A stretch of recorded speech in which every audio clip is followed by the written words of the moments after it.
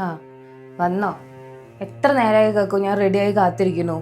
അല്ലെങ്കിൽ എൻ്റെ വീട്ടിലോ കുടുംബത്തിലോ എന്തെങ്കിലും പരിപാടി നടക്കുമ്പോൾ എന്നും ഇങ്ങനെയാ, വൈകി ചെല്ലു. ആരപ്പം എന്നെ കാത്തിക്കാൻ പറഞ്ഞത്? അനക്ക് രാവിലെ തന്നെ പോവാറില്ലേ? രാവിലെ നിങ്ങൾ തന്നെയല്ലേ പറഞ്ഞത് വൈകുന്നേരം നേരത്തെ വരാ, ഒരുമിച്ച് പോവാന്ന്. ഒന്നര പോയിട്ട് ആണുങ്ങളെ പല തിരക്കിലും പെടും. കല്യാണം വരുന്നും കൂടി നടക്കലല്ല ഞങ്ങളുടെ പണി. 4 നേരം നമുക്ക് തിന്നണ്ടേ? അപ്പൊ ജോലി ചെയ്ത് സമ്പാദിക്കണം. അപ്പൊ ചിലതൊക്കെ മറക്കും. എന്തിനാ ഇങ്ങനെ ദേഷ്യപ്പെട്ട് പറയണത്? നിങ്ങൾ മറക്കും വിചാരിച്ചിട്ടാണ് ഞാൻ ഇടയ്ക്കിടയ്ക്ക് വിളിച്ചതും മെസ്സേജ് അയച്ചതും. ഫോൺ എടുത്ത് നോക്ക് എത്ര മിസ് കോൾ മെസ്സേജും ഉണ്ടെന്ന്. അനക്ക് വേറെ പണിയൊന്നുമില്ലല്ലോ, ഇവിടെ ഇരുന്ന് മെസ്സേജ് അയച്ചാൽ പോരെ? ശരിയാ, പണ്ടൊന്നും നിങ്ങൾ ഇങ്ങനെ ഇരുന്നില്ലല്ലോ.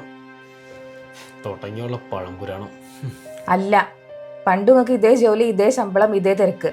അന്നൊക്കെ എത്ര സമയമില്ലെങ്കിലും നിങ്ങൾ സമയം ഉണ്ടാക്കി എനിക്ക് വിളിക്കുമായിരുന്നു. നിങ്ങൾ ചെയ്യണ ഓരോ കാര്യങ്ങളും ഫോട്ടോ എടുത്ത് എനിക്ക് വാട്സപ്പിൽ അയക്കുമായിരുന്നു. ഞാനിപ്പോഴും അങ്ങനെ തന്നെയാണ്. പക്ഷെ നിങ്ങൾ അതൊന്നും തുറന്നു നോക്കല് പോലും ഇല്ല. അനക്ക് വട്ടാണ്. അങ്ങനെയൊക്കെ ചെയ്യുമ്പോഴേ അടുത്തില്ലെങ്കിലും എപ്പോഴും കൂടെ ഉണ്ടെന്നൊരു തോന്നലാന്നു. അത് നിങ്ങൾക്ക് പറഞ്ഞാൽ മനസ്സിലാവില്ല. ഇപ്പം ഞാൻ പഴയതായല്ലോ അല്ലേ?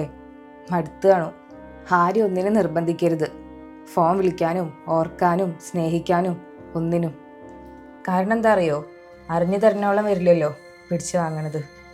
നമുക്കും ഉണ്ടായിരുന്നു അല്ലേ ഒരു നല്ല കാലം.